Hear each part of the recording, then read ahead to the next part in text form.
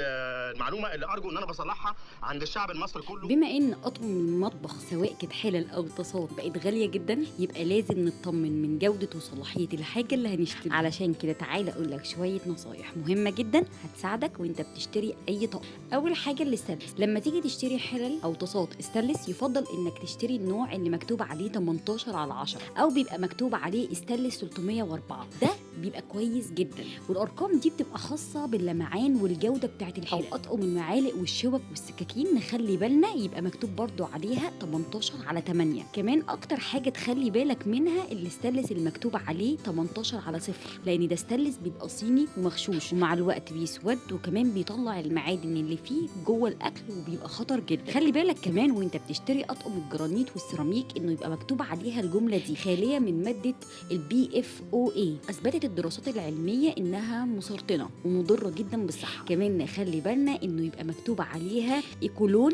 ودي ماده مهمه جدا بيبقى مطلوب بيها الطقم نفسه. كمان خلي بالك وانت بتشتري اي طقم للمطبخ ايا كان نوعه، خلي بالك من بلد المنشأ لازم تبقى واضحه جدا وظاهره كويس على الطقم، وكمان هتلاقيها محفوره على الحله او الطاسه من تحت، ولو مش مكتوب بلاش احسن تشتريها. وبكده تكون خلصت معلومه النهارده. ما تنساش الشير واللايك الجميل، وسلام عليكم.